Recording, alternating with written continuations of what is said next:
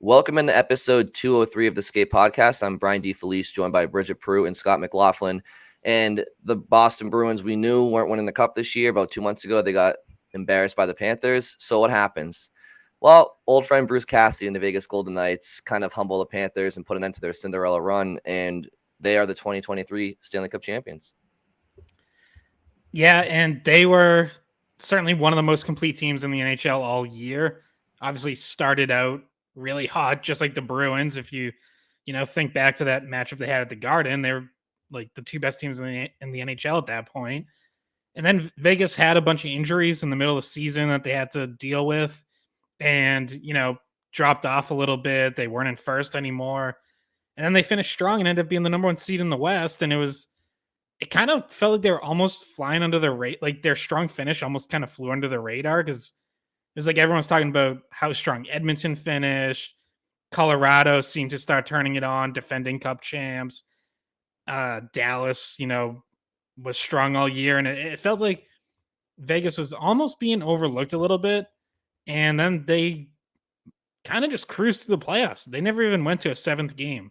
6 losses total, win the Cup final in 5 games, and did it in pretty dominant fashion. Had some real blowouts in the Stanley Cup final, and we find out that the Panthers were pretty banged up. Had like a lot of teams had a laundry list of injuries. Aaron Ekblad with a broken foot, 2 separated shoulders. Matthew Tkachuk obviously missed Game 5 with a broken sternum that he actually tried to play through in Game 4, which is just crazy. So Panthers clearly ran out of steam, but all the credit in the world to Vegas. Like their top player stepped up. Aiden Hill was awesome in goal. Jack Eichel was incredible. Jonathan Marchessault was on fire for like the last 3 rounds. Mark Stone, like just on down the line. Pietrangelo in defense. Really good, really deep team. And obviously Bruce Cassidy was exactly the coach that they needed. Mark Stone said after the game that he brought an intensity to our locker room that we probably needed. And that was a team that missed the playoffs last year in very disappointing fashion. And, bounced back. They've been a perennial playoff team before last season, and they bounce back and get it done and win the franchise's first cup. And, Bruce Cassidy's the hero there now. And obviously fans around here now look at it and you go, gee, kind of wish he was doing that with the Bruins. Yeah, no, it came full circle for Bruce Cassidy in a good way. He ended up falling short in 2019 with the Bruins, got blindsided by the firing, and apparently Vegas was just one Bruce Cassidy away from winning the Stanley Cup. And those comments that were made after the game about Cassidy and like the fire that he brought, it's you kind of think of it in stark contrast to Montgomery style, which was, like we've mentioned, kind of more understated and like nice and like calm. And then Cassidy's approach was always he was passionate about it. So if you made him angry, he might say something like it was just because he really cared. And it worked in Vegas. And I've heard our talk shows over the past few days mentioning how, why couldn't the Bruins veteran players or whomever on the Bruins roster handle that kind of a coach. It's definitely, you almost could just tell Bruce Cassidy, like without doing it, it was like middle fingers to Sweeney, because he wins. And he said it was probably the best thing that ever happened to him was getting fired by the Bruins. So, and it's hard to argue. I mean, not every day do you have a chance to win a Stanley Cup. He missed out on his first opportunity and he gets it with Vegas. So. Yeah. Maybe like a middle finger to Sweeney, but also possibly a middle finger to players who weren't happy with him and possibly wanted him out. And, to push back on like one of the narratives, which is like the idea that, Bergeron wanted him out, or like veterans, like I think the veterans could handle it. I don't think Bergeron personally had problems with Bruce Cassidy. I think it's other guys on the roster who did. and Bergeron's going to side with the players. And so I think there were times where, you had to stand up to Cassidy a little and tell him to back off. And we heard some of those stories, right? I think it was Greg Hill on EI who reported last year or maybe the year before, but I think it was early last season that like Cassidy was getting on Grizzly hard and Bergeron had to kind of step in and say like, yeah, okay, we got it. Like point made, that's enough. It's all ground we've covered, but I think it's entirely possible for like all of the following to be true, that Bruce Cassidy is a great coach and was a great coach in Boston.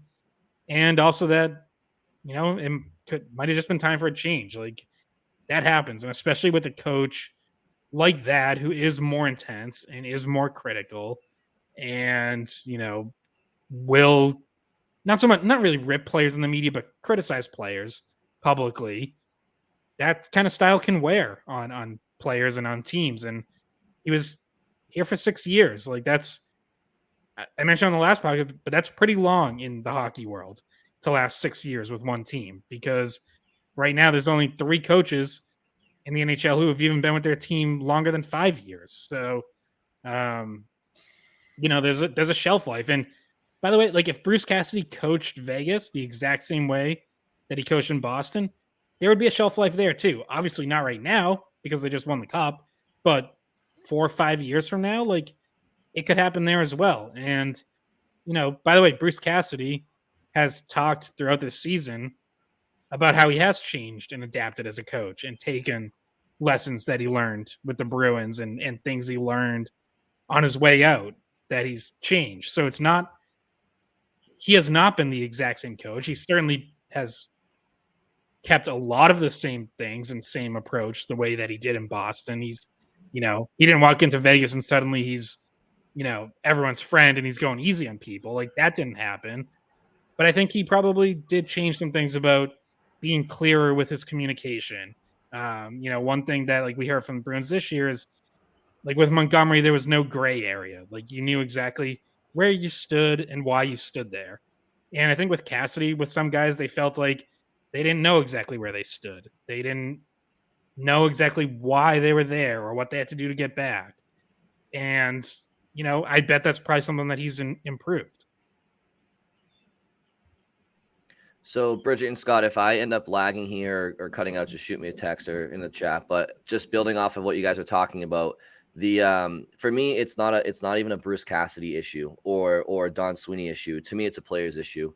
Like I firmly believe that last year when they lost to Carolina, Bruce Cassidy was not the reason that they lost. And I felt at the time that they fired a guy who did his job as well as anybody on that team in Bruce Cassidy. And I do think he was a bit of a scapegoat. And all I can tell you is that while, yes, I acknowledge maybe his message grew stale and I acknowledge that he wasn't a popular guy in the room, like I said last episode, my question is like, okay, so yeah, it was time for a change, but why was a change necessary? Not because he wasn't a good coach, it's because the players just, they just don't have that maturity, I don't think, up and down the lineup. I mean, certainly like the veterans do, but yeah, all I know is the Bruins players got their wish. Big Bad Cassidy was gone, and they were bounced in the first round this year. So for me, it's a player issue, and there's something off in that room where they don't have clutch genes, and Scott, you mentioned like Bergeron may not have wanted Cassidy gone, but like he didn't stick up for Cassidy, right? Like he you said it, he took the player's side, and while that's not him damning Cassidy, he didn't help keep him around, right? Because so I don't know. To me, it's all in the players, and they need an attitude adjustment because they got their wish. They got the lovey-dovey, friendly players coach and Jim Montgomery, and the result was no better. And to me, it falls on the players. So, and like I'm not saying Cassidy being here for the next 10 years would have made them a cup champion either. I think it's a player personnel issue. Like there's something off with this team intangibly. It's just the proof is in the pudding, and that's all I can really say about that for now. So I'm really happy for Cassidy, but to me, it's not even about if he was still here. There's some if he coached this Bruins team this year, they probably still would have found a way to lose because there's something off with these players. It's just the mix just hasn't been a championship mix for quite some time, once in 50 years. So, yeah. And to talk a little bit, I just felt like there was so much irony in this Stanley Cup as it relates to the Bruins in Vegas and Florida, because all of this drama is kind of connected to all three teams, because it turns out that a bunch of the Florida guys were hurt in the Bruins series, so the Bruins wore them down. And by the time they played against Vegas, they didn't have a healthy lineup. So the Bruins almost helped Vegas out in that way, that they wore down the Panthers by the time they got there. They weren't the healthier team.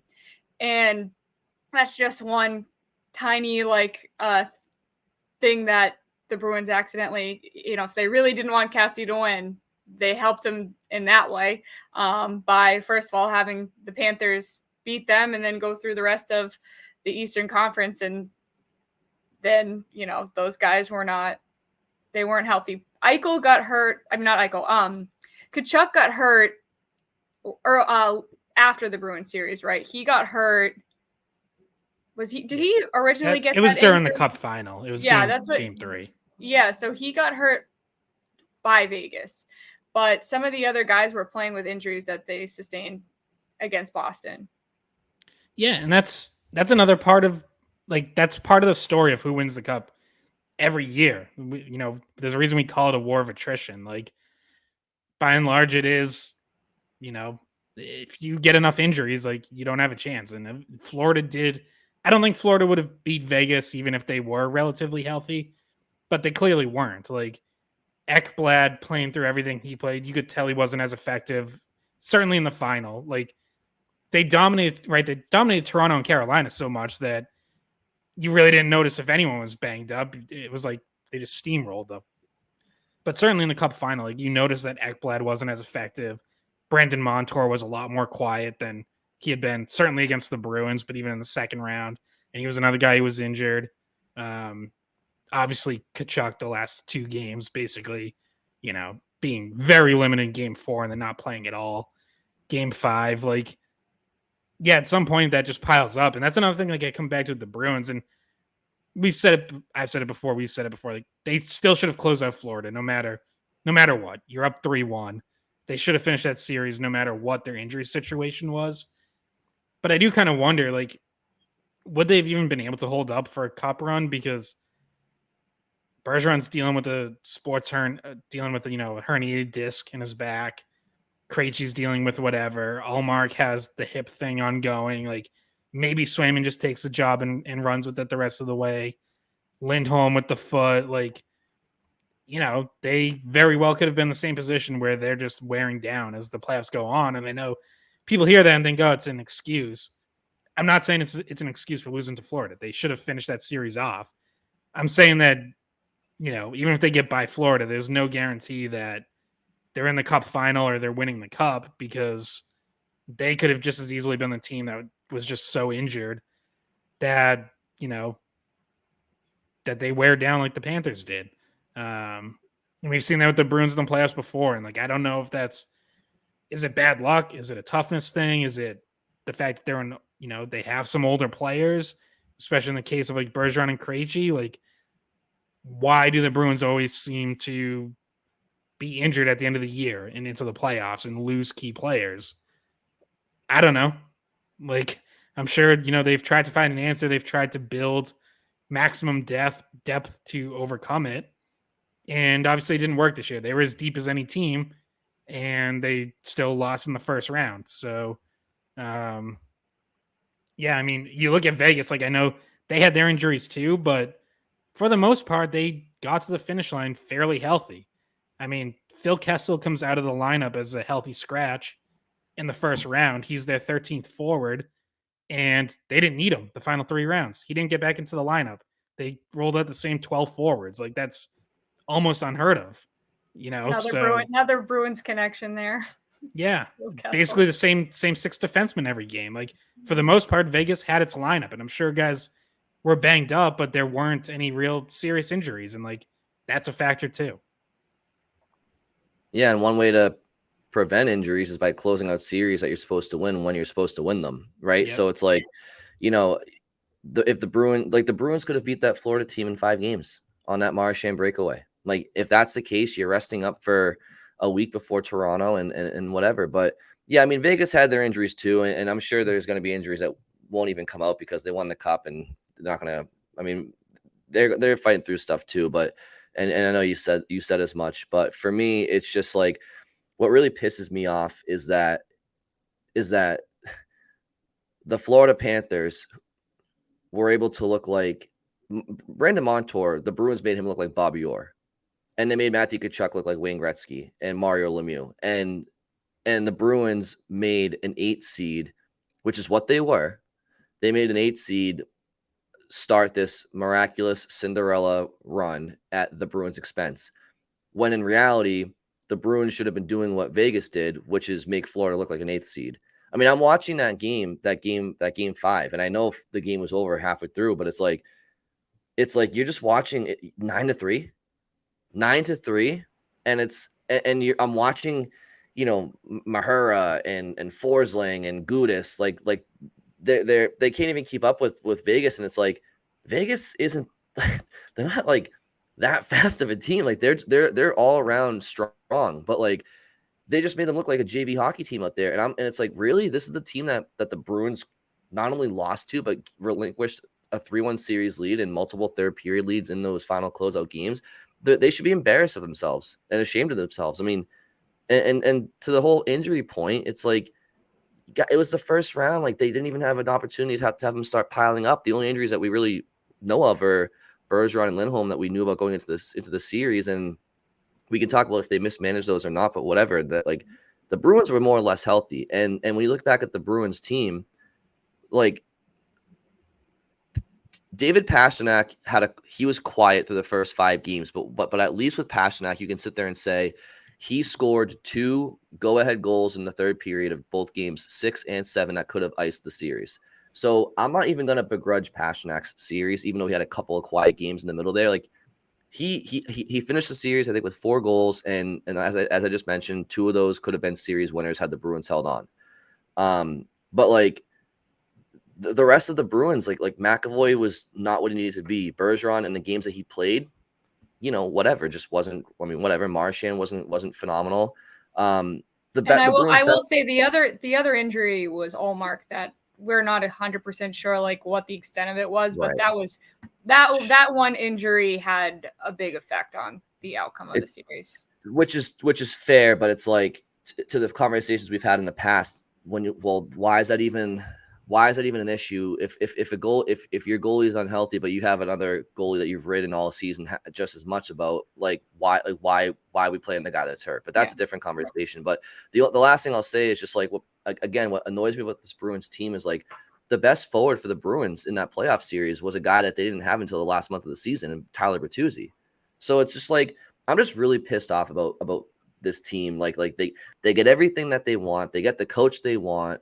He gets the best out of everybody all season. The big bad Cassidy is gone. And you know what? The players just, yet again, they just choke it away. And you can sit there and say, Brian's being a Debbie Downer. Well, guess what? Like, give me a reason to be optimistic about this team. Like, they deserve it. And if you don't criticize this team after this year and watch how Vegas, like, recognized that they needed, some structure and some accountability in a coach, not that Jim Montgomery doesn't provide those things, but like, I just can't stand when people like they just never criticize the Bruins for just because like they have their black and gold glasses on. Like recognize that the team in front of you that you cheer for failed and that there's no excuse for what happened, and stop trying to I just don't like when people are just like let the players off, because guess what? Coaches get fired, GMs get fired, like fans pay all the money like to go to these games, and the players are all they tried, Brian, they tried. Like you don't know what it's like. Brian, they had fun. They had fun during the regular season.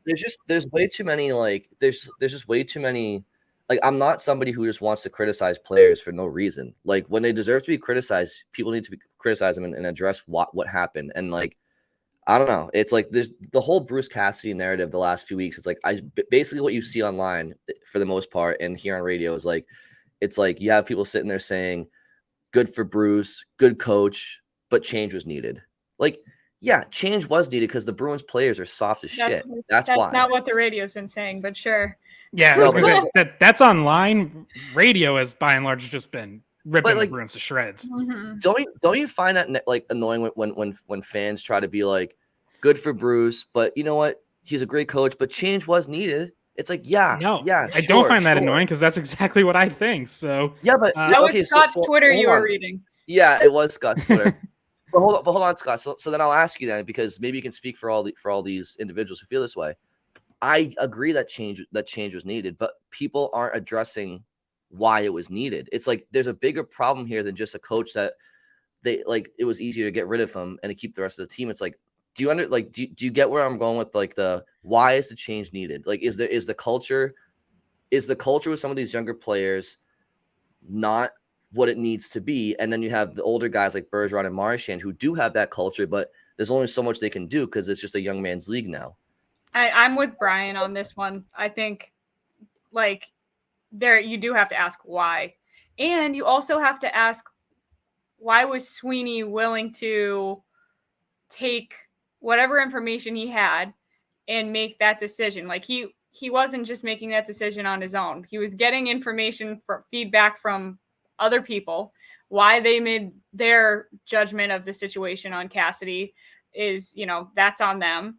And whatever Sweeney's final decision was came down to whether or not he believed what those people were telling him and whether or not he believed that it was going to be a good fit for them the next season. Unfortunately, kind of feels too bad that he couldn't have just held on one more year, that they couldn't have just given him one more year. Well, but I think that's part of it, though. I think because Don Sweeney knew, like, we only have one or two more cracks at this. And do you really want to stick with a coach who's clearly at odds with at least part of the locker room? And there's clearly a fraying relationship there. I don't think it was ever like a total train wreck where it's like, oh my God, there's no possible way this can continue. But I think Sweeney's weighing, all right, but if there's some tension there and, it kind of got worse during the season or whatever, like, do you keep it together and say, okay, everyone figure it out? Or do you say, you know what, we're going to make a change for this last run or two and find a coach who, might just come in with a different voice and be able to get something more out of this team. And by the way, I think Jim Montgomery got more out of this team for 82 games. Like, I know he had a better roster overall than Cassidy did last year, but there were players who were noticeably better. And there were guys who developed. Pavel Zacha had the best season of his career. Trent Frederick had the best season of his career. Jake DeBrusk had the best season of his career. Brandon Carlo got back on track after a couple down years.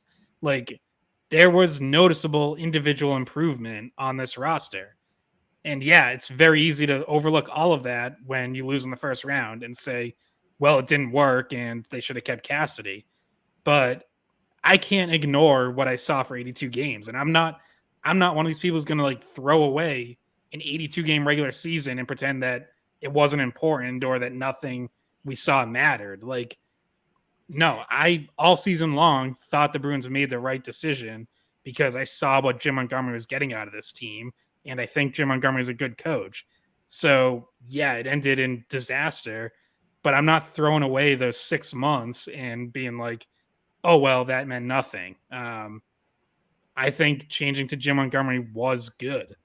And I also happen to think that changing coaches in general just isn't the biggest deal in the world because that's the nature of the NHL and it happens often. And, by the way, like let's look at Vegas, who got rid of their own very good coach in Pete DeBoer. I happen to think Pete DeBoer is a really good coach. He's generally won and improved teams wherever he's went. So, like, I don't hear any questions about Vegas about why that locker room needed a change or why because they won or why that team's leaders didn't stick up for Pete DeBoer.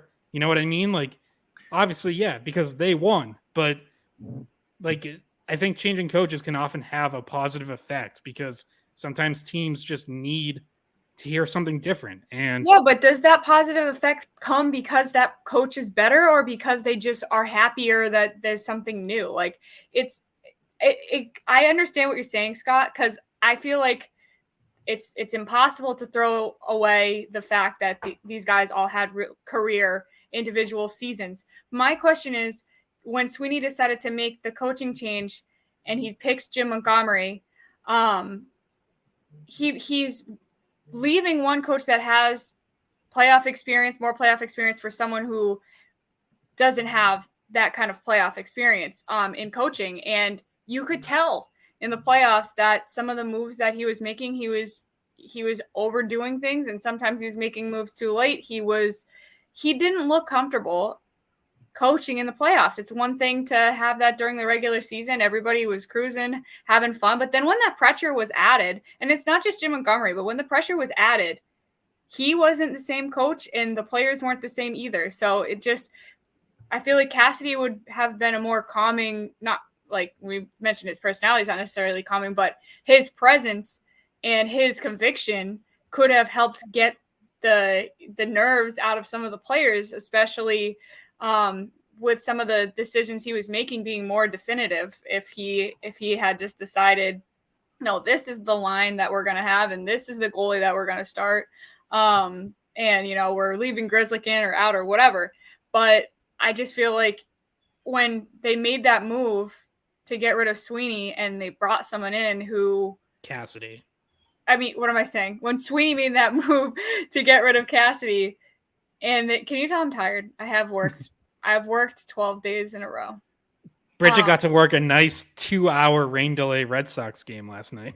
Yeah, after waking up at 6 a.m., working on Gresh and Keefe, then going to the ballpark and leaving at midnight, getting home at 1:30 in the morning. So I'm tired. I've made a few mistakes with saying things because I'm just so fucking tired. But the skate pod's the most important part, though. We all know that. I had to wake up to do this. I was planning on sleeping till noon, but oh, you had to wake up at 11 a.m. Scott, I haven't slept in days. I'm gonna end up looking like our friend Nick, the other Gresh and Fourier producer Nick, who was like a zombie the other day. So look, Scott and Bridget. So Scott, I heard everything you said, and I understand what you're saying, and I get it. One of the things I said off the top was it's really not a Bruce Cassidy specific thing for me. Like, I understand coaches have a shelf life. I understand all that, and I guess what I'm saying is, forget Bruce Cassidy, put him off to the side.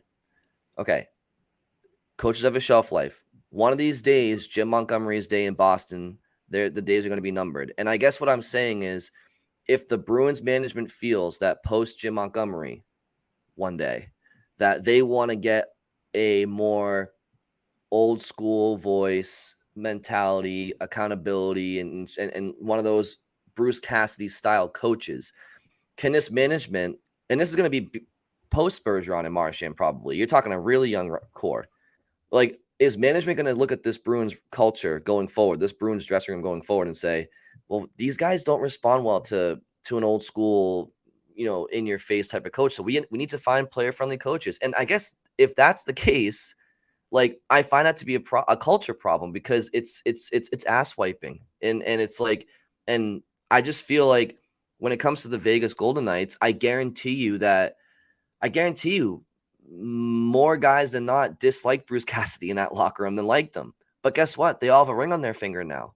So it's just like, it's less about Bruce Cassidy for me. It's more about, like, post Bergeron, when Bergeron leaves this locker room and Marchand leaves this locker room, what's going to be the state of this Bruins dressing room? Like, can they wear somebody that's asking and demanding a lot of them, especially when they're not playing well and they're not feeling good about themselves? Like, you just have to be able to be a professional, because everybody in this world is a professional at something, and everybody has bosses that they aren't too fond of all the time. And I just don't want this to be a situation where, like, the Bruins players they're not tough enough mentally. And it's a slippery slope if it's going to be a player friendly room or something like that going forward all the time. Well, you know what you often see, and really in every sport, is like when coaches change, the next coach is something different than the last guy. And we just saw that with the Bruins, right? Where Cassidy was the hard ass, Montgomery's the player's coach. I imagine whenever the time comes, 2-3 years, who knows, when Montgomery's time is up here, I imagine the next coach will be someone a little stricter, especially if, like, Bruins still haven't broken through, or it seems like, maybe Montgomery's approach has stopped getting the most out of guys or whatever. I imagine the next coach will be a little stricter, and I could see it being a coach who's won a Stanley Cup before, because then that automatically brings respect. Like if you can bring someone in who, all right, guys, he's going to be a little tougher on you, but hey, look at that ring on his finger. Like, It's like Bruce I Cassidy. think It's that Bruce Cassidy again. I'm right, he's back. Welcome back. Oh, it's funny. Like I could definitely see that, because again, that's how it works in the NHL and in all sports. Is like coaches are easier to change than players and cores of teams. And when they make a change, they want to go get someone who's a little different, who's going to bring something different. So that would be my take on that. Like, I don't, we'll find out about the Bruins room, right? Because there's going to be a changing over of what this core looks like automatically. Krejci, we all think is probably out now, although still haven't gotten a decision. Bergeron is either gone now or maybe next year, but obviously very soon. Marchand, you're probably looking at 2-3 years left. So this is all going to turn over no matter what. And then we're going to find out what kind of core, McAvoy, Pasternak, Lindholm, Zaka, whoever else is still around. We're going to see what that team can handle, and, whether they learn from this postseason failure and get better, or whether they are continually a team that comes up short. So that'll tell us about what kind of coaching they need, or whether the whole room needs a shakeup. I know some people think, they're already there and they think that this team needs it now, which I think is fair because they've come up short more than once, and you can go back to 2019 as well. But, I would go back to when Bruce Cassidy took over and say this team very much brought into Bruce Cassidy for many years. Certainly during that buildup of, that team coming out of that 2015-16 reset, starting to incorporate that next core of Pasternak, McAvoy, Carlo, DeBrusk. That team for years bought into Bruce Cassidy, and he helped grow that team, building up to getting to the Cup final in 2019. And yeah, obviously, unfortunately, shitting the bed on home ice in Game 7. They haven't gotten back there, and I think as you got 1, 2, 3, 4 years, or 1, 2, 3 years out from that, I think some of the buying into what Cassidy was doing started to wane a little, and his style started to wear on players. So it's not like they never bought into Cassidy. He wouldn't have lasted 6 years if that was the case. I think it's maybe the last year or two that it started to kind of, go away. And we never talk about this season because it ended so weird. COVID started, but that 2019-20 season, they started out so hot. And by the time that they hit that COVID break, weren't they in first place in the whole league? I mean, they won the President's Trophy that year. Yeah, they hit in March, when, by the way, I had tickets to that very first game that got canceled. I was pretty pissed off.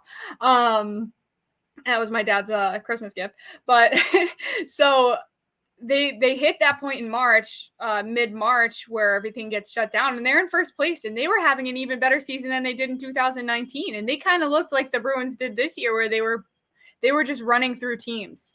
And that was under Cassidy as well. And then obviously the end of that season, all sorts of messed up with the bubble, and just everybody was all off with COVID, and it just the anxieties of leaving home, and Tuukka leaving. That season ended in its own drama. But I remember at the time when the bubble started, when they started playing the playoffs in the bubble, I was pretty optimistic about their chances to win that year. And then obviously all those other things happened, but they had a really good team under Cassidy that season. And we kind of almost, I feel throw out that year and don't really talk about it because, well, first of all, Scott and I we weren't there covering it the way that we've been covering the teams after that. But yeah, that was another good season, regular season that Cassidy coached. And the last game before the shutdown that year, or the last home game, I feel was against Tampa, and it was there was a little bit of a melee, and it was kind of gearing up for a potential run in the playoffs, and that did happen.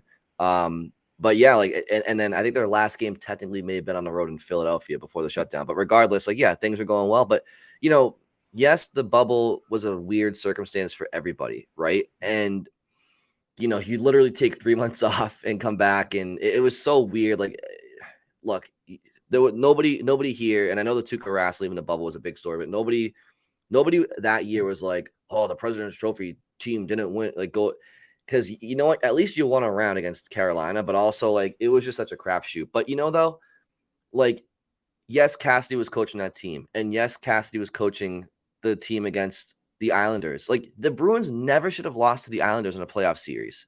It shouldn't have happened. And I know the Islanders were like coming off of a couple of conference finals, I think, around then, and they were a good team, but it's like you look at the teams they've lost to in recent years, whether it's Montgomery or Cassidy, and it's like you're losing the Islanders that you're losing to the Hurricanes that never really pose much offensive threat. You're losing to the Florida Panthers. And my point is, it coach to coach. It's what I said last episode. Like, I'm upset with the players. Like, they just find ways to lose series. I just don't think they should be losing. And that's why it's like, you know, we're talking about the coach and stuff, but the coach really doesn't. He shouldn't matter all that much. He really shouldn't.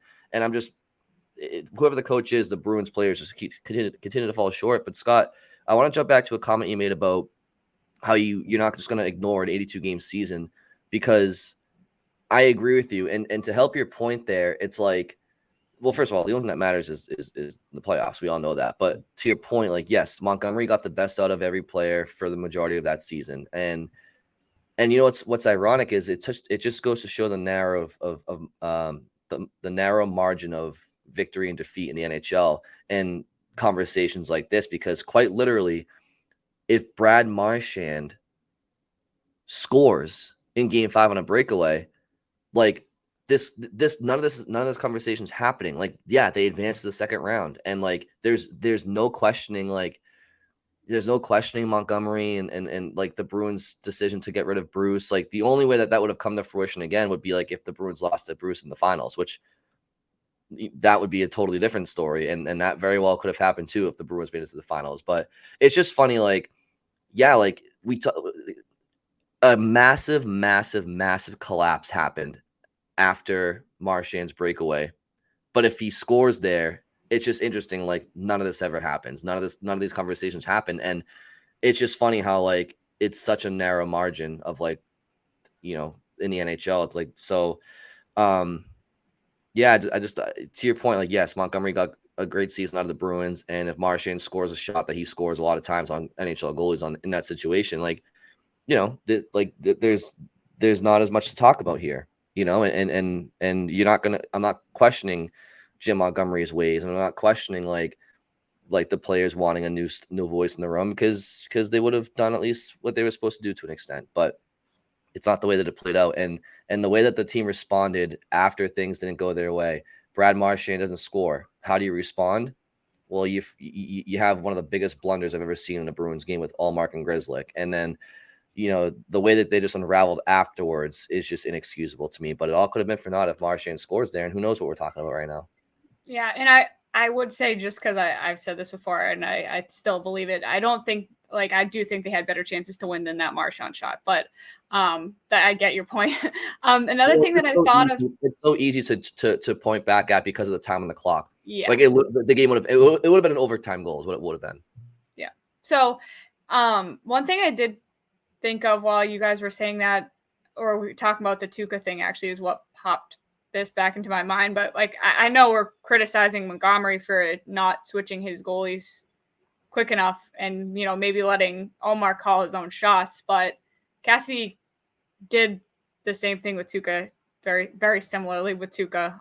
Kind of let him say he was healthy enough, even though we know he wasn't. So they've had some difficult situations with goalies, and it's funny because they've had some really great goalies, and sometimes it almost feels like the better the backup, the harder the situation becomes for them to like, do we really go to this person in the playoffs? And they've had issues with that, and the decision making with that doesn't just It's not just Montgomery. It's been, and then that's what makes me think, like Brian's saying, maybe it's a cultural problem because it's happening over different coaches.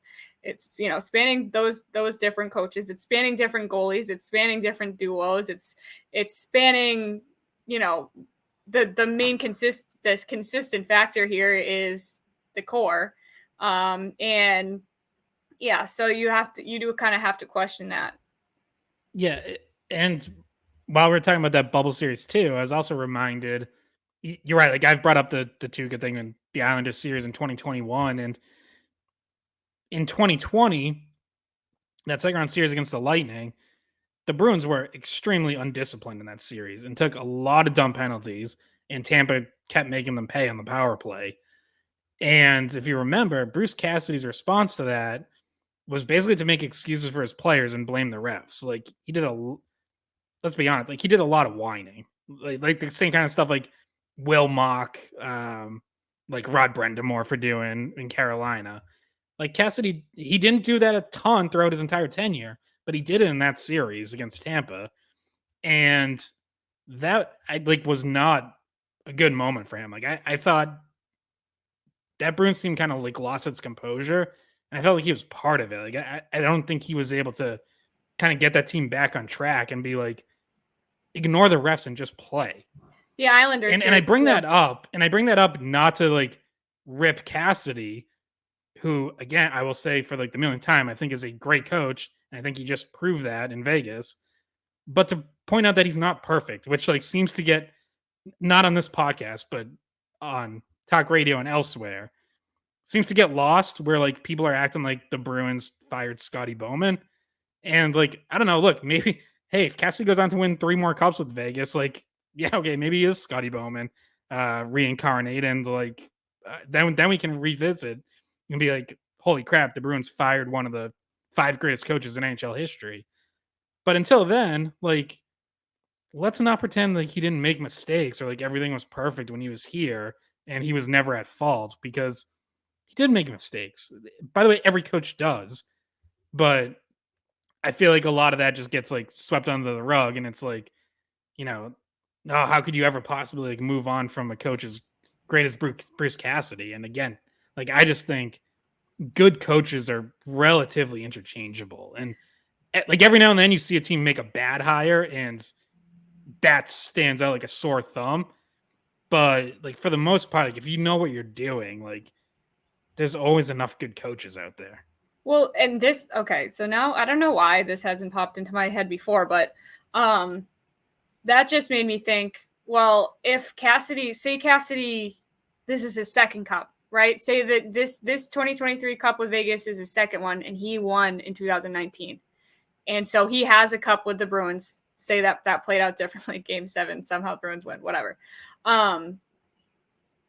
Does it make it hard? Like, does that change the situation? Like, is Sweeney even firing Cassidy after, a few years after that? If they have a cup on, like if he has a cup with Boston under his belt, and he's already had that proven success, does that make it so that they keep him a little bit longer, willing to give him a little bit more of the benefit of the doubt?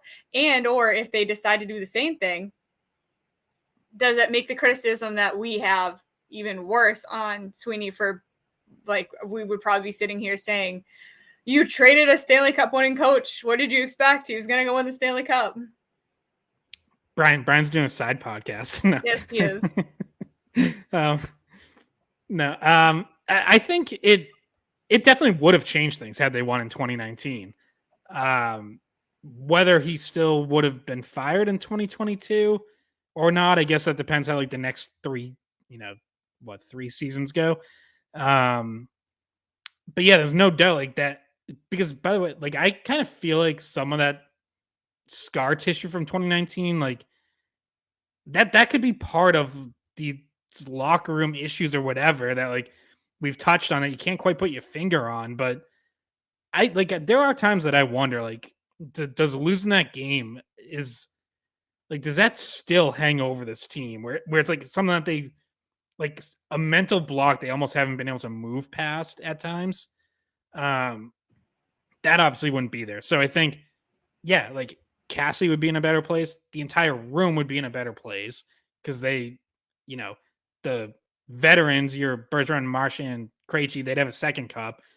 Everyone else, Pasternak, McAvoy, the entire next core, other than like recent additions, would have one under their belt. And I think you would just have like a much more confident team year in, year out, like knowing that they had done it and they could do it.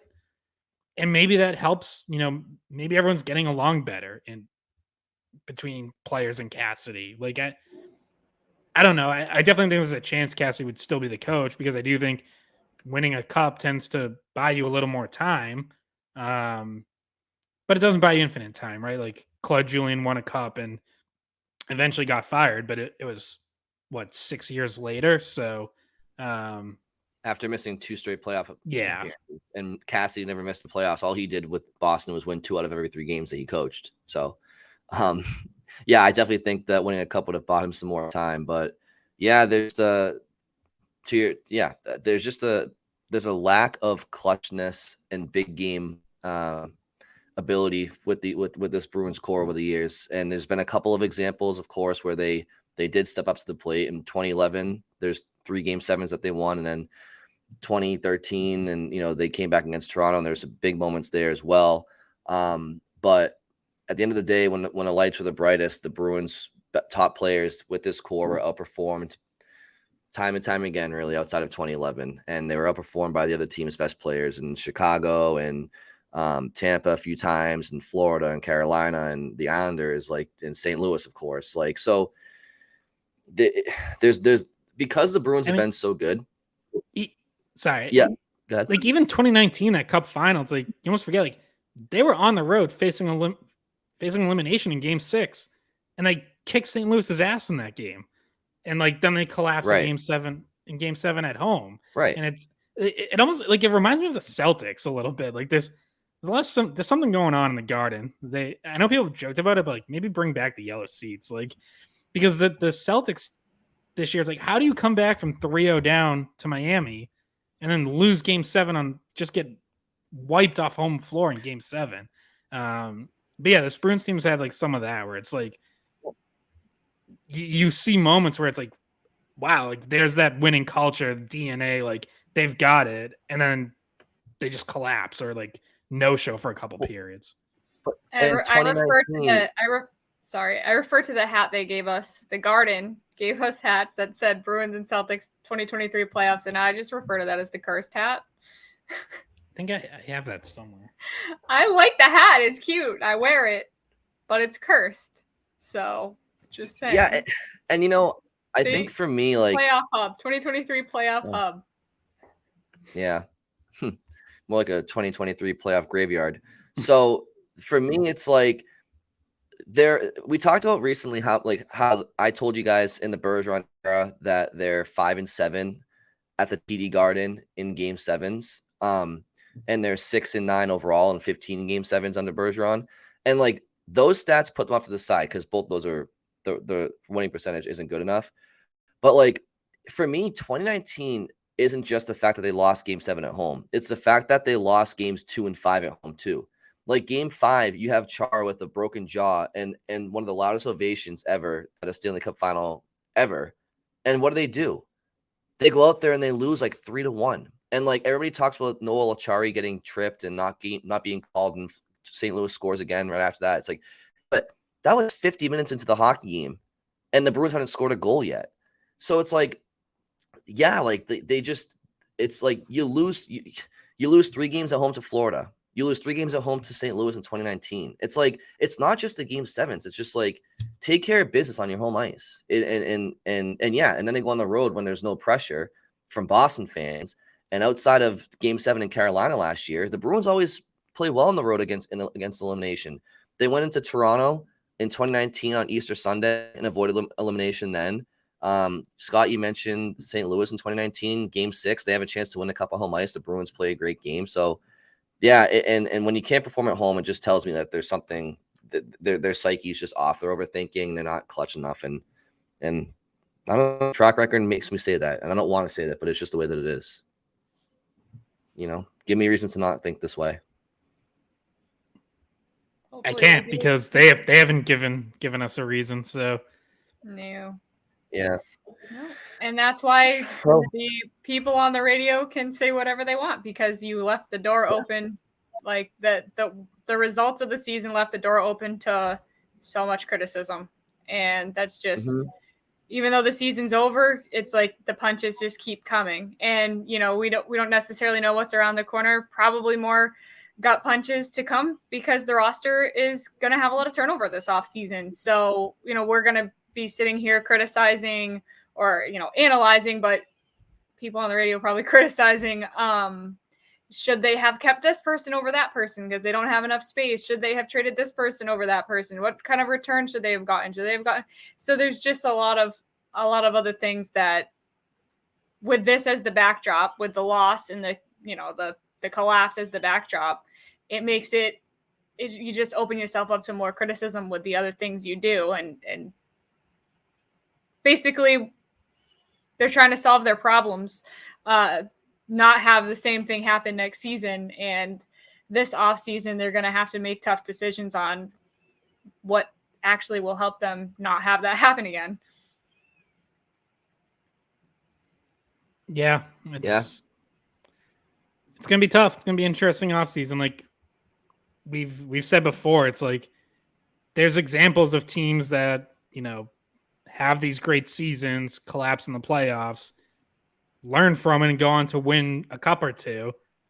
But the Bruins just might have too much roster turnover for that to even matter. But I do think, like, you do have to hope that your McAvoy's, Pasternak's, like that whole next core, you hope there's some lessons that they learn and take to heart and carry forward, even if the team the next couple years isn't good enough to win the cup. Like, you hope that whenever they are ready to really contend again, that those guys now have a better appreciation for like what you have to bring in the postseason.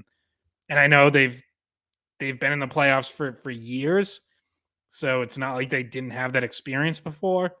But at some point something has to click in terms of knowing what it takes to reach that next level, and knowing that no matter how good of a regular season you had, like, you are going to have to reach a next level in the playoffs. So you do have to elevate. We talk about like Pasternak scoring a couple of big goals late in the series. It's like, okay, but you still need more from him than you got overall in that series. We've talked about how you need more from McAvoy. Like, those guys are going to have to be the ones whenever a couple of years from now who are able to dig deep and find more and step up the way that a Matthew Tkachuk did this postseason until he broke his sternum, or an Alex Pietrangelo has, or Jack Eichel. Like, those are all guys who at one point or another faced questions as well. Mark Stone had never won before this year, and he certainly stepped up. You mean a hat trick in the last game to close it out? Yeah. Is that stepping up enough? By the way, the first hat trick in a Stanley Cup final game since the last time the Panthers were there, and Peter Forsberg had one, which is kind of crazy. I think it was like 27 years since there was a hat trick in the final. I think I heard them say on the broadcast that it was the first time that a non-drafted player won the Conn Smythe when Marchessault won it since Wayne Gretzky. Yeah, and really like the first true undrafted player. Yeah, like obviously Gretzky came over from the WHA. Like, that was different situation, but yeah. And he was also a much different story, a much different kind of prospect. But there was definitely some interesting things that happened, and the fact that Marchessault came from Florida, it's just, there was a lot of irony, like I said earlier. But anyway, we're kind of like getting down to the end of it. I'm starving. I haven't eaten breakfast yet. I'm also probably going to take a nap. But we didn't get to a few things. We have a few mailbag questions that we're going to want to try to get to probably next episode. We did get a question about the potential of trading Charlie Coyle. That's not something we've really talked about. So we can talk about that next episode. And once again, send questions, comment on our YouTube or our Twitter, however you want to do it. Yeah. I mean, The last thing I'll say is going into next year, it's the Bruins Centennial season, and they have 6 Stanley Cups. And I was just thinking out loud to myself while you were talking, Bridget.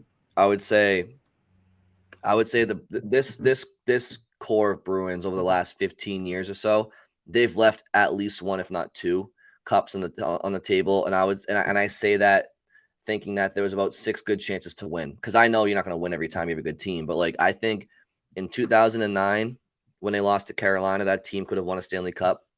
2012, the year after they won a Stanley Cup, they could have won a Stanley Cup again. 13 against Chicago, obviously. 14, they collapsed against Montreal. And then I would say, even though they were good in 17 and 18, I would say 19 is 5, 2020, they won a President's Trophy. And then 2023, I bet you there was about 7 Bruins teams in the last 15 years that really could have won a Stanley Cup if things went right. Of those 7 teams, could they have won it once or twice? Yeah, they probably could and should have. So I just feel like going into the Centennial season for the Bruins, I just think like it's just a tough time to really celebrate and build for what's supposed to be a really cool season for them, when this is just the latest reminder of like they've won one time in 50 years, and it could be another decade before they win again. Who knows? Maybe more. You just never know.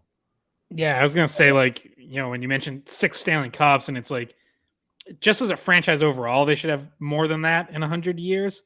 But especially, like, if you just split it up even, the one in the last 50 years, the one under Jacobs' ownership, like, that's a tough look. Like, they're certainly within this last decade, there should be at least one more. I know, for a while, like, they like the teams in like the late 70s, like they got there, but they weren't beating Montreal.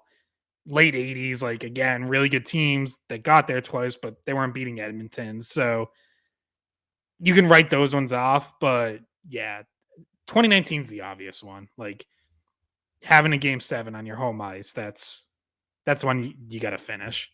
The last thing I was gonna say is just no connection to the Bruins, but connection locally. Shout out to Jack Eichel, who, obviously we focus on Bruce Cassidy around here, but an incredible redemption story for Eichel too, with, the way he's getting questioned and criticized in Buffalo, and people wondering, can you ever win with him? Is he a winner? All this. And I always thought that was unfair, because I'm like, well, look what they're putting around him in Buffalo. Like, no one's going to be a winner with that trash. And then obviously he gets out of there. He has the major neck injury, experimental surgery, and now really his first full healthy season. And I know he missed some time this year, but not because of the neck, but his first full healthy season after that, his first career playoff appearance, and he wins the cup and easily could have won the Conn Smythe. Like, it very easily could have been either him or Marchessault. But yeah, like I've always thought like that the criticism of Eichel is unfair. Like when he was at BU, I covered most of his games that season and was in the locker room after they lost the national championship game to Providence, and like he was devastated and like verge of tears, and like all season that year everything was about winning the national championship, and you could see like how driven he was. And I think, like, I always thought like he just, after years in Buffalo, it's like it almost got knocked out of, like, because he wanted to win so much and knew he was so far away from it. Like, I think that's why you would see him so frustrated and, yeah, at times probably not handle things the way he should have. But yeah, happy for him to win though, because it's a good story. And I'm assuming he's going to be bringing the cup home to North Chelmsford, and which is like 5 to 10 minutes from me now that I live in Lowell. So are you gonna show up? Yeah, I might crash the party. What's up? Yeah, go hang out, have some drinks. Yeah, I mean, he was one of the casualties of when you're really, really good, you go to the literal worst team, then you have to usually you have to find your way to a team that actually can win, and get yourself out of that hole. Sometimes those teams turn around. Sometimes you're like, oh no, this team is going to be terrible forever and I need to get out of here. So that was where Jack Eichel was living in a miserable situation in Buffalo. And we heard when Taylor Hall first came to the Bruins too, he talked about a little bit about Jack Eichel and the situation that was going on over there. Neither of those guys wanted to be there anymore, but good for him. Another Hockey East player winning the cup. Jonathan Quick won another one. He's a UMass guy. Since Scott got his BU plug, I got to get my UMass plug in there. Brian, you got a plug Merrimack? No Warriors that I know of. No, the only Merrimack Warrior I can remember going to the NHL was that kid Steven DaCosta for like a cup of coffee with the Senators. And am I missing anybody else? Maybe recently somebody has, but no. Kovacevic in Montreal. Okay. Yeah, Yeah, there's been a couple. I think Kyle Bigos had like a cup of coffee with Edmonton at one point. Did he, or was he with the Miners? I don't know if he ever played with. Maybe not. I don't think he had the wheels to do that. Colin Delia in Chicago, though, goalie. He's played some. Mm-hmm. Yep.